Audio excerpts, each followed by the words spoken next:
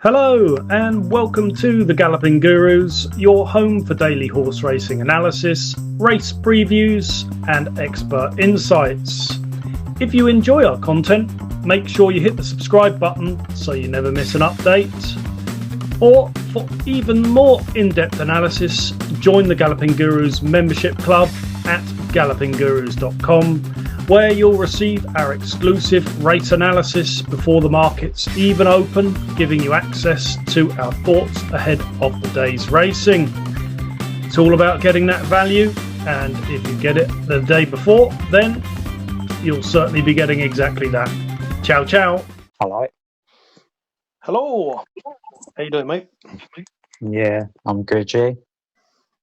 Yeah, not too bad, mate. Loads of work. That's an everyday thing.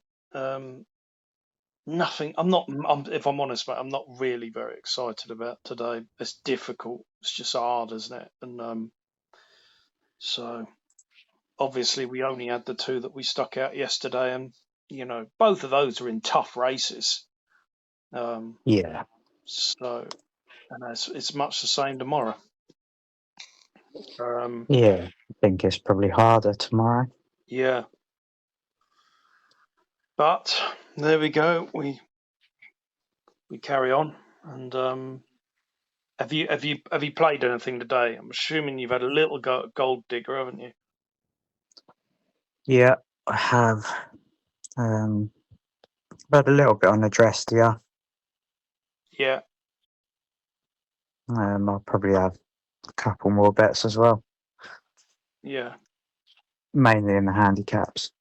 Yeah. Well, I've played very small on Matchadador. Played Yeah, small on that. And that's it really. I probably won't be playing anything else, to be honest. But there we go. We shall see. Tomorrow, I suppose we may as well start with Goodwood, haven't we? yeah, 150, pretty obvious. What I've gone with here, I would think Hatteen looks to be improving. Hacked up in a Class 2. 41 grand novice at Doncaster last time out, beating an 84 rated horse by 4.5 lengths. So a mark of 88 could be lenient. At Newbury, the time before that, he finished second behind Point of Law, who has won a Group 3 and is rated 107. So a mark of 88 might be within compass. And obviously the other day we put up Glory Road that went and won as well. So I think in general his form's fairly all right. I think 88 might be a reasonable mark. It was 7-2 when I actually wrote out this stuff, and it's now max price of 11-4, 5-2 in most places. But that would be my interest in there. I don't know if you had anything interesting to come. No, I thought it was probably his owner mate was probably quite interesting as well. Can was sent off favourite at Royal Ascot. Yeah. So I think the stable won it with their other horse. Well, one of their other horses anyway, didn't they? So Yeah. I think he's probably well handicapped, bearing in mind all the money for him on the day. He was absolutely hammered that day, wasn't he? Yeah, he was. The Yards have had a pretty good year. They have, yeah. Joseph O'Brien, yeah. It's almost as if he's been in the winners' enclosure more than his dad. Yeah, especially at these big festivals. So Yeah. I suspect they might have just kept him for this. Yeah. Okie dokie. So yeah, there weren't loads of the outsiders I really fancied in this, to be honest. I thought there was a fair bit of, well, without being too harsh, Deadwood in the race. Yeah. And I wasn't, although the William Haggis horse is around just bigger than 3-1, wasn't overly enamoured with his run last time. No. Could take a step forward at Goodwood, but needs to, I think. Yeah, I think so. As much as I don't love the King's Code that beat him last time out, he does seem to win his races, doesn't he, on King's Code? I count him out every time. Yeah. Yeah, he does seem to win a fair few races, so I certainly has done. He's getting long in the tooth now, and no, 6-1. I thought he was 8, but yeah, I wouldn't be jumping up and down about him. For me, Hatteen looks the obvious one. I can see exactly where you're coming from with Can, having obviously been heavily bet at Ascot last time out. So we shall see. Yeah. On to the 3 o'clock. It's a tough race. I've written out no spiel for this race. Won't be putting it out there, but I thought Xanthos was interesting.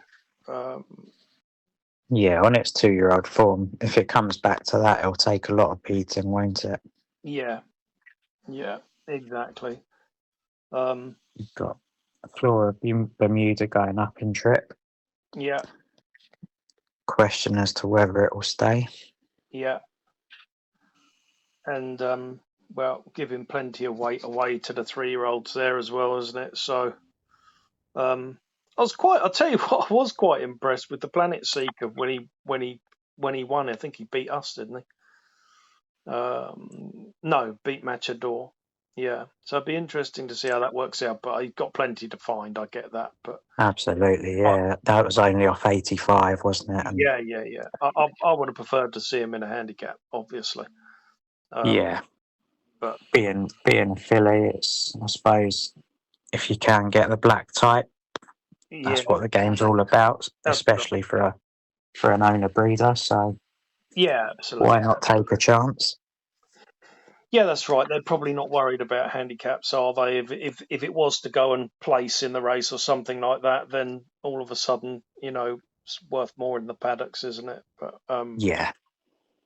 I mean, that Xanthos was the only one that got written down as an interest, but I haven't written out a spiel for it. But it certainly has got a reasonable chance, like you said, if he comes back to his old form. That's for sure.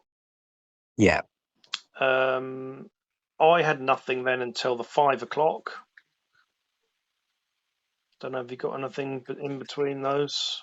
Well, I think we may as well talk about the Sussex Stakes, which is pretty much the race of that and the Goodwood Cup, the race of the week, isn't it? Yeah, absolutely. Obviously, Bo Echo and Gustad taking each other on again. Yeah, should be a pretty good little rivalry there.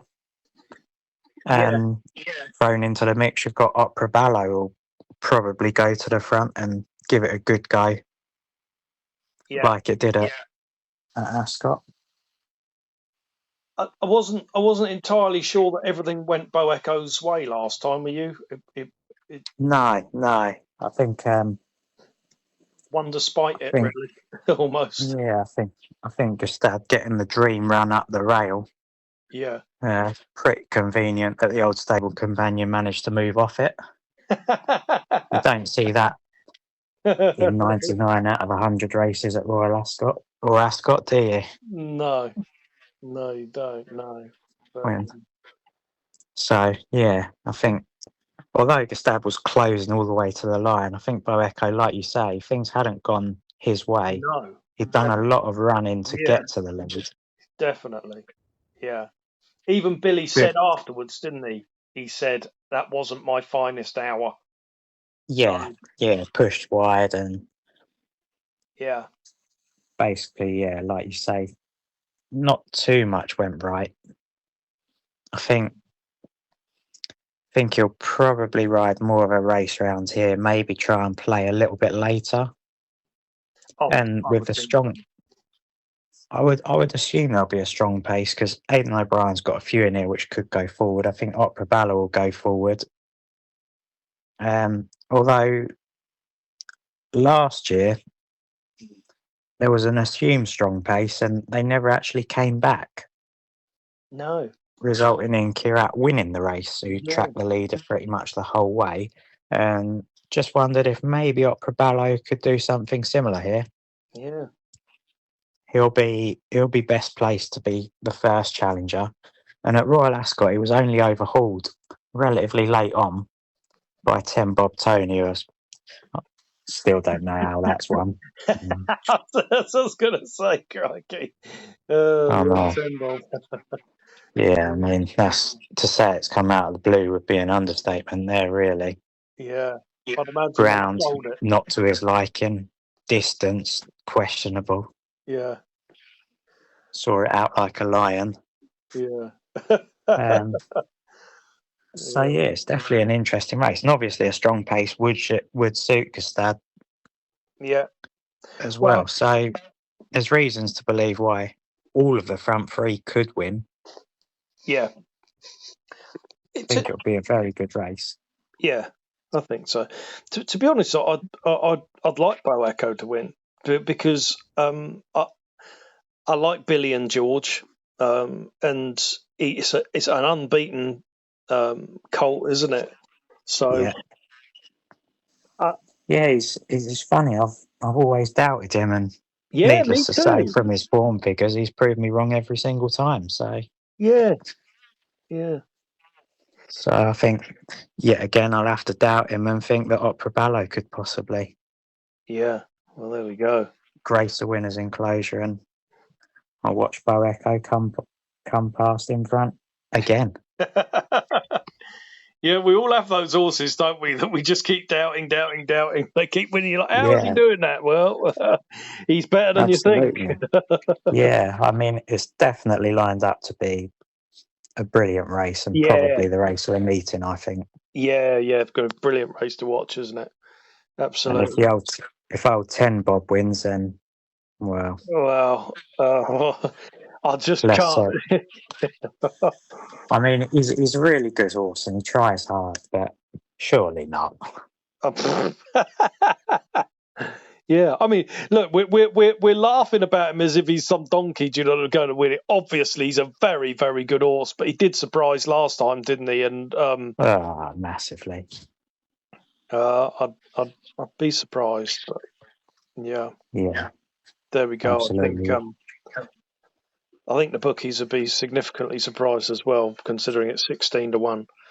I think they'd probably be very, very happy, I suspect. I would imagine they'd be over the moon. Yeah, without a doubt, yeah. Mm. Oh, well, okay. Well, there's the 4:10. So on to the 5 o'clock. And I have got Under the Twilight. Obviously, this is a 28 runner sprint handicap, so anything can happen. But this horse is reasonably well handicapped and won nicely last time out, beating an in-form rival in Amazonian Dream, who won next time out. Under the Twilight finished second off a mark of 82 last year in the Fillies Class 3, which was a 0 to 95, beaten just a neck and was closing down the heavily punted winner all the way to the line and was 2.5 lengths clear of the third. So a mark of 78 is within range. Hopefully she's on the right wing, stand side, but we will know more after the first day. But she does at least have some good pace around her to aim at. 17 to 2 is fair, but for small stakes in a 28 runner race. I've got plenty of good previous with Under the Twilight. And I think that, you know, provided she's on the right side, I think it does tend to. I think it should be all right. And like I said, there's plenty of pace that she can aim at here. Cashbox is in stall 26, so right next to her. And also the Lip Sync is there as well in 22. So that's just two of them that should go forward. I don't know if you watched her Goodwood run, but it was a good run, and I'd actually backed the winner that day, and needless to say, Under the Twilight gave a little bit of squeaky bum time towards the end because she was thundering home, and they were quite some way clear of the third. So that was my thought on this race. It is one for small stakes, as I've already said. But yeah, she's in form, so why not? Yeah, I'd have to probably agree with you, really. When I went through it, I found it very, very difficult, I must admit. Yeah. To say the least, really. Yeah. To 28 runners would make it that. Yeah, that's for sure.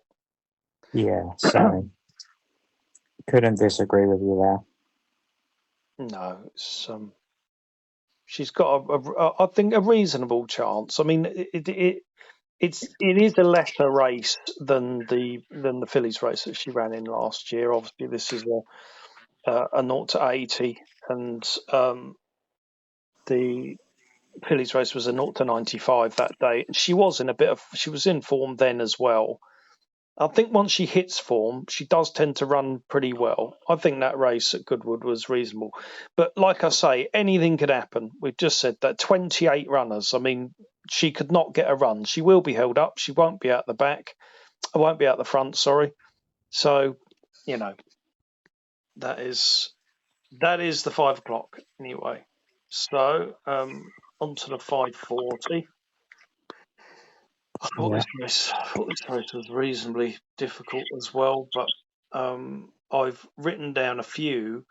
Oliver Show, we put that up, if you remember, a little while back, and needless to say, it was given quite a lot to do by Jack that day, but fairly thundered home, and I'm not entirely sure that maybe this race wasn't in its thought either straight afterwards or even beforehand.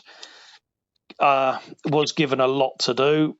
Anyway, ran home very, very strongly, and Billy's on tomorrow. The other one was Gold Moyne.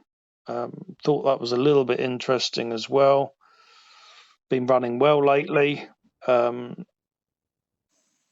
In class 3s, 2s, second behind Leadman, before then second behind Royal Zabeel. Third behind Northern Express at York last time. All good runs. Mason's been booked to take the £5 off. And would have a little bit of a chance. The one I would have loved to have seen a soft ground for would have been Ross Collin. That horse has got very, very good form here over the course and distance. 8 runs, 3 wins and a place. And at the course, 17 runs, 6 wins, 3 places. I mean, you don't get a lot better than that. But, it was funny because last year, it ran in this race last year, and it basically fell out the back of the telly almost. It went off 22 to 1. It was 12 of 20, got beat 6.5 lengths, and then it ran the next day over the 8 furlongs, and it must have rained all night because it's gone from good ground to soft the next day. And I remember they backed this thing from 25s into 11-2. I mean, it was unbelievable.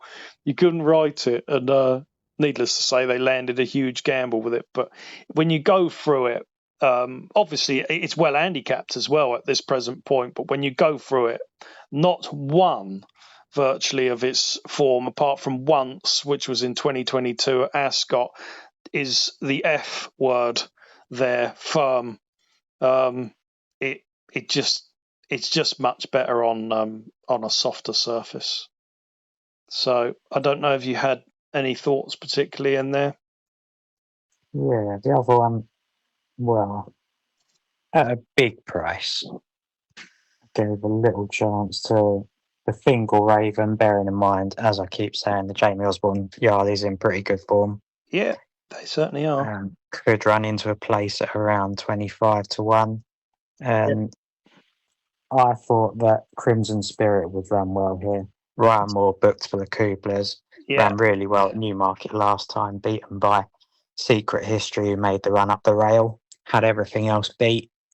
yeah, Secret History almost blindsided it the last day, really. yeah, Travelled really well. yeah, I think raced prominently. Drawn in 10, I think Ryan will obviously go forward. Keep out of pretty much any trouble that it is around. And yeah, I think it must have a pretty good chance of hitting the frame at least. Really, yeah. can't see any negatives there. I mean, it was not talking about another horse there. Another yard in good form, Silver Ghost. When it ran, obviously ran disappointing the last day. No idea why. Sent off favourite that day at Newmarket, but the time before, back in May, it was second, and it was beaten by Superposition. Superposition, I think. Yeah, and it is fair to say that Silver Ghost was not given a good ride that day. I'm Mhm. not sure what the jockey was waiting for out the back, but whatever he was waiting for didn't come, and he finally had to make a move. To Yeah, say he left it late would be an understatement. I think yeah, he's arrived about an hour after everyone's left the party, yeah. and couldn't quite reel in Superposition that day. No. So on that run, Silver Ghost would be interesting, but I'm not a massive fan of the hold-up horses over the 7. 7 furlongs round here, because Mm, they come out the stalls, they go round that bend. The yeah, field are generally well strung out, and yeah, it can be hard to come from the back. yeah, So my MO here was to look for something that will be relatively well placed, yeah, and as long as Ryan's not in a bad mood, then Crimson Spirit should be ridden quite handy. yeah, yeah, And the way he kept on at Newmarket, I was quite impressed by that run. yeah, And this, a slightly quicker 7 than Newmarket, it feels yeah. like to me anyway. I think But you're yeah, did right. nothing wrong that day. I think you're right in what you say. The 7 furlongs. If you if you're a hold-up horse, got a wide draw or something like that, and you end up out the back, they quite often can get away from you, can't they? Because they They're into that dogleg bend, aren't they? Pretty soon, are. Yeah, yeah. I've seen and it. sometimes, yeah, you just everything seems to be happening bit quickly for the hold up performers. So Mm-hmm. Yeah, especially when the ground is going to be fairly quick. I mean, I'm absolutely stunned that it says good to firm in places. I mean, I know you like you said yesterday, they've obviously been watering it, but yeah, there's been no water here. no, So or anywhere. yeah, exactly. Yeah. Okay, so we'll move on then to Sandown, and I've got nothing till the 6:15. Small interest in the 6:15. I don't know if you had anything in the first. No, No, okie dokie. Nothing in the first there, but I've written here that Atticum is forecast to be sixes. Ran a reasonably eye-catching race here in April in a Class 2 off a mark of 88, and was also fairly eye-catching again at Redcar last time out when he got a bit too far back before staying on strongly to get third. Dropped another pound to 85. He might be able to go well at a decent price if he was fives or above. Early could be worth a small play. Caught my eye a couple of times. I'm not completely sure what he needs, because if you watch his run at Sandown in the Class 2 there, that's a good run there. And he's finishing strongly, and ultimately you come to the conclusion that you think, well, probably needs 6 furlongs. Then he went to Windsor and well, sort of plugged on. You're thinking, well, he's got everything in his favour there, not quite panned out there, and then he's gone to Redcar. and they've got away from him a little bit out front, and then he's stayed on strongly again towards the finish there. It's a funny one. I think there's better to come from him as a 3-year-old that potentially could be improving a bit. I thought that Rage of Thunder, dropping to 5 furlongs and up in grade, say up in grade, but he obviously ran in a Class 4 last time, but it wasn't a very good Class 4, was it? I mean, blimey, George, there wasn't even a horse in there rated 80. So it is a step up, and I don't think the step down in trip was what the horse was asking for, personally. Novelette was a little bit interesting, I thought, for the Crisfords. But in general, I kind of wanted to take Rage of Thunder on as a supposed 7-4 favourite forecast. You're like, well, hang on a minute, it can't be that in this. I thought Atacum potentially could improve a little bit at a reasonable price. I don't know if you had any thoughts on the race yourself. Yeah, I thought Novelette might go well here. Mm-hmm. Yeah. Back at Sandown, when she ran badly here, it was soft ground. Yeah. Quite impressive on better ground. Yeah. She's had the one run this year. Mm-hmm. Mediocre at best. I think there's quite a big drifter on the day. Yeah. Yard in better form now. 2 months off, down 2 pounds. Interesting to see how she goes. Yeah. Callum Rodriguez booked. Generally a good jockey booking. If the money came, you'd be pretty interested. That's for sure. Be interested to see if there was a load of cake for it. Yeah. So interesting enough. Obviously, being a filly, they'd quite like some black type, I assume. So I think the aim would probably be to get her in decent form and then go for that. Yeah. Yeah. Okie dokie. So that's the 6:15. I didn't then have anything, obviously, till the 8 o'clock. Don't know if you. No, not really. A bit of interest here. I've said that Take a View is interesting on her run over course and distance in a Class 3 novice race behind Pyrian. The race is working out well with plenty of winners coming out of the race. The Pontefract race last time out, the front two got away from the field, which can happen at Pontefract, and ultimately had no chance as she was put on her nose to try to catch the breakaway front runners, and the race didn't really suit.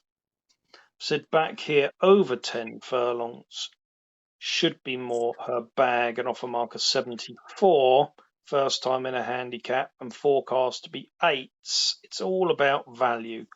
Might be worth a small play at a price. Yeah, I think that Pyrian run was at Salisbury, wasn't it? Was it? Maybe. Yeah, Salisbury. Yeah. There we go. Yeah. At Salisbury. Even so, nevertheless, it still wasn't a bad run, was it? And no, Pyrian could be quite good, couldn't it? Yeah, could be, absolutely. And Alma Latina went out and won a Class 3 maiden afterwards and has been placed twice now off 82. Blue Noon for the Hannons hasn't exactly been lighting the place up, but counterintuitive from the in 6th place there has won twice, and then Live in the Light has won 3 times. So plenty of winners in behind and in front. And like you said, Pyrian does look like could be something fairly interesting. So the Salisbury race, not the Sandown race, but the Salisbury race has worked out quite well. I'm kind of having to chuck out the Pontefract run there. Well, it was back down to a mile as well, wasn't it? probably wasn't going to suit her. No, and the front two, that they skipped off clear, and she was put on her nose to try and catch them, and then obviously Capachera absolutely bolted in, and so on and so forth. But I just thought that this wasn't the best race in the whole world, and they'd certainly be keen to get a win on her for breeding purposes as well. It was all about price, really. The fact that she was potentially going to be 8-1. I wouldn't have thought that was too bad a play for small stakes. No, yeah, definitely. I thought she had a chance. I thought Lady Milton had a chance as well. Mm-hmm. Pretty consistent, should be thereabouts. And obviously, Spirit of a Fiend, that was a really good run. Last time, wasn't it? She ran a bit green, closing all the way to the line. Unlucky not to win, really. Yeah. I think it was George Downing last time. And Ashley Lewis takes a ride this time, which pretty good upgrade, I would say. Especially as Ashley claims a 3. Yeah. So I thought that had done well. They were 3 I liked. Up in grade though, really though, isn't it? I mean, obviously Shirakawa that won the race was rated 60, and 3 rated 64. So I mean, they're not exactly world beaters.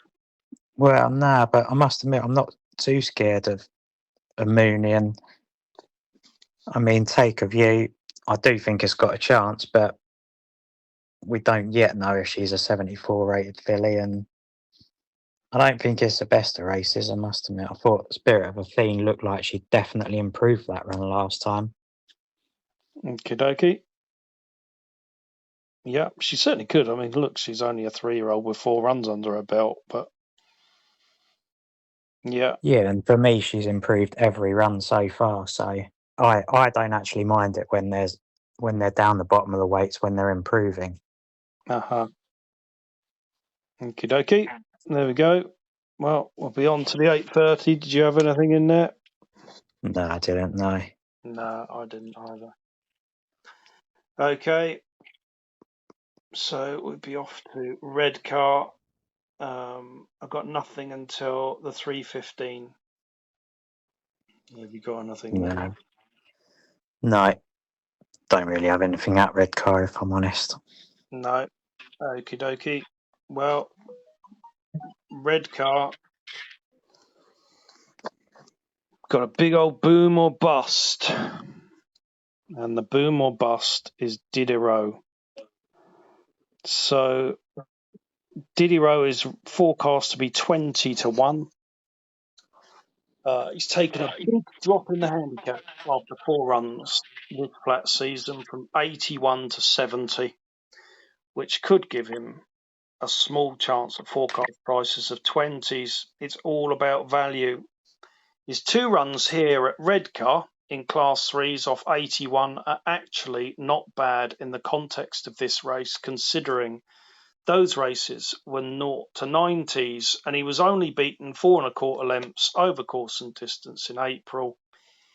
In that 0 to 90, and this is a 0 to 75, the lowest handicap he's ever run in. The handicap dropped him £8 for his run at Leicester, which wasn't very good at all, but it's a huge drop. And after 30 days off in a Class 5, if he's around 16s or above, he might be worth a couple of pounds as a boom or bust. Be price sensitive, I've said. Yeah. The only worry is he's never won on turf, has he? No, he hasn't, but he's never been in a 0 to 75. You can't deny, Max, that running in a 10 furlong Class 3 off 81 and dropping £11 into a 0 to 75 is not a big difference. And it's 20-1 it's forecast. We're not talking it's going to be 3s. So nah.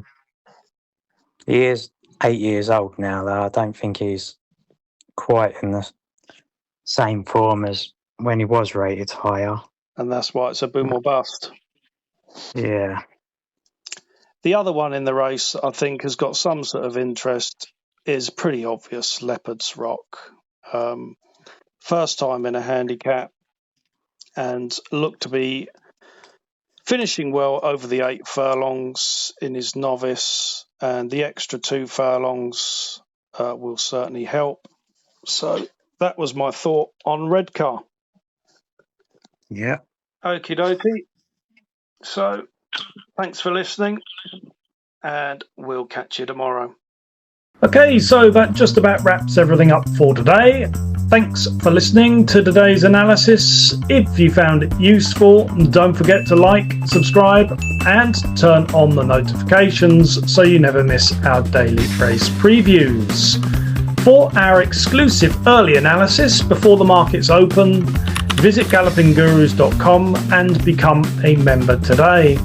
We mostly rely on people's kindness to donate for our hard work, so if you feel like you got something out of our analysis or out of our content, please don't hesitate to go to the gallopinggurus.com website and hit that donate button. No matter how big or small, we appreciate your support. Be lucky, everyone. Enjoy the racing, and we'll see you in the next one. Ciao, ciao for now.